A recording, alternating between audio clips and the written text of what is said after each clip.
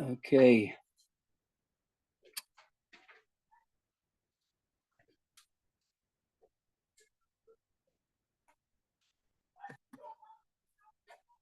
Okay, good evening, everyone. So we have been talking about the topic of wet clothing, and we mentioned that if your clothing get wet on Shabbos, you're still allowed to wear them, certainly while you're outdoors. And if you don't have anything else, when you come in, decide if you don't have anything else, you're allowed to continue wearing them. We did say when you come home and if you have what to change into, you take them off, and then you're not supposed to handle them because as long as if they're very wet enough that the basic geder is that if it's wet enough that if you touched it, it would get your finger wet enough to make something else wet, get your finger wet enough to transfer wetness to another surface. Then if it's that wet, then you're not supposed to handle them. If you need to wear them, though, even if you need to put them back on for whatever reason you need them, you're allowed to. But otherwise, you don't handle them. Now, two things. One short thing, and that is that if you do come home with these wet clothing, even if if you come with these wet clothing, you do have to be careful not to stand in front of a fire or a stove or other source of heat that's very hot, that's giving off heat that's yad soledisbo. Like, let's say if you live in a place where there are radiators, it's the middle of the winter, and it's the radiator is a hot radiator inside, and it's giving off powerful heat, high, very hot air. If you stand right in front of it, the very hot air will touch your clothing, and it could actually do what bishul. If it makes the clothing, it makes the water in the clothing hot. That's an issue of bishul. So you have to be careful not to do that. You're not allowed to dry off in front of a very strong source of heat. Okay, but what I wanted to mention, which is aside from that, was the following. We've been talking about if the clothing got wet on Shabbos. But what about if something was wet already going into Shabbos? For example, let's say you laundered something before Shabbos and it's not dry yet, it's not fully dry, and it's wet enough that it could make your hand wet to make something else wet.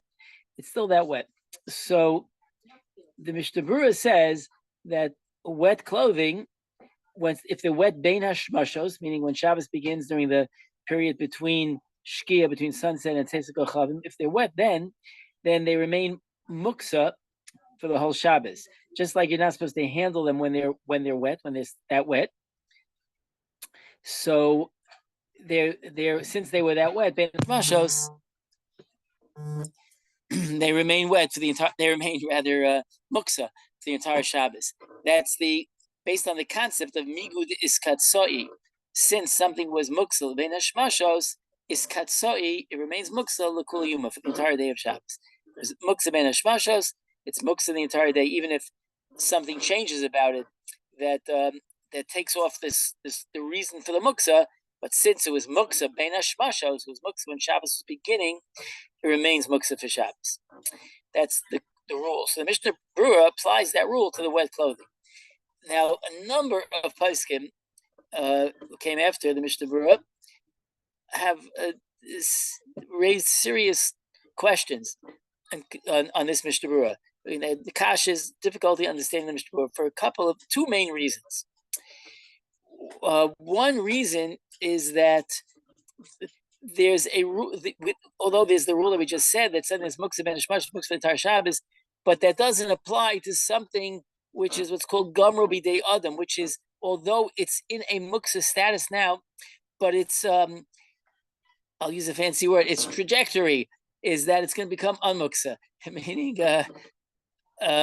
it's the type of thing which it's not just it happened to become unmuksa, that somehow the source of the muksa went away, but that was expected and planned or anticipated. So, for example, there's the question: how are you allowed to serve chalm on Shabbos? You have a pot of chalm Shabbos morning, which is beautifully cooked, ready to serve. But the question is, 1 second, but was it cooked bein hashmashos? It might have been sometimes. It might have been, but let's say it wasn't. Let's say it wasn't cooked ben hashmashos. It was there were raw beans in there, or beans that were not yet edible, or other potatoes that were not edible, and you left it on the blech or whatever in a way that you're allowed to leave it. So you you didn't violate anything in terms of the halachas of what we call shia, leaving things on the fire. You did it perfectly. But why is it a muksa? Ben hashmashos, it was muksa. The pot was muksa. The pot was a pot full of raw beans and raw potatoes and maybe raw meat. Why isn't that pot muksa? It is. Ben hashmashos is muksa. So the question is, so why isn't it muksa now? If ben hashmashos was muksa, why isn't it muksa? How are you allowed to serve your children Shabbos morning if it wasn't cooked, if it wasn't edible when Shabbos began? We should say it's muksa. It's muksa ben hashmashos. It's muksa for the whole day. So the answer is that it was in a matzav, in a state where it was going to become a muksa. It wasn't just that, it became a muksa. Baruch Hashem, look at that. Lucky me. No, it was set up. There's somebody at the door. You can okay. Pardon me 1 minute, everyone. Okay. It was set up in such a way that it's going to become unmuksa. And it was so that's called gomer b'dei adam. When something is set up in that fashion, then it's not muksa, even though it's in a state that would be muksa now, but it's not considered muksa. It should be a few minutes. So the question is, why don't we say the same thing by this garment? It might be wet now, ben hashmashos, but it's not going to stay that way. It's all expectations are that it's going to dry, within an hour or two or whatever it takes, and it will be while it's still within Shabbos, it'll be dry and not in a muksa state. So that's one kasha. Why don't we? It should be considered not. It shouldn't. It shouldn't be considered muksa now. Why does the Mishnah Berurah say it's muksa ben hashmashos? So that makes it muksa for the whole day, while it was gomer b'dei adam was the type of thing that the muksa status was bound and destined to go away. So that kasha, there are different approaches to. Some want to say that in a chanami, the Mishnah Berurah is only talking about a case where you live in a place that's very, very cold and damp and whatever, where it won't necessarily dry over the course of the day. But if it's a more standard case where it's pashut that it will dry, then in Harami he didn't mean that. That's what some of the Sarim want to say. Others give a more like a lumdish answer to say that in this case that rule doesn't apply. The rule that says that since the muksa was going to go away on Shabbos, it's not muksa, doesn't apply here, because perhaps that's only by a muksa, which is, let's say, the challenge. The challenge is muksa because it's muksa machmas gufa, raw beans are muksa. But something which is muksa machmas iser, there's an isser involved. It's muksa because of an isser involved. Then that we don't say the rule. That's a different approach, according to that approach. So it wouldn't make a difference whether it's going to dry or not. But there's another kasha on the Mishnah Berurah, and the other kasha is that is it really muksa in the conventional sense? It's not muksa. It's just that you're not allowed to move it when it's wet because you might come to squeeze it out. So it has a similar dinim to muksa. Right now you can't move it, but it's not an item that's muksa. It's just an item where there's an outside gzera derabbanan telling you not to move it so that you don't come, like I said, you don't come to squeeze it. And in fact, there are ways that you could move it. It says if a number of people, it says 10. If 10 people would carry it at one time, be mutter, because then they're not going to squeeze it. Each one, will remind the other not to squeeze it. And besides that, let's say you have nothing else to wear. You're allowed to wear it. The halach is you're allowed to wear it if it's the only thing around. So the only thing suitable to wear. So it's really not mukta. That's the kash the other Shlomo Zalman Auerbach and perhaps others.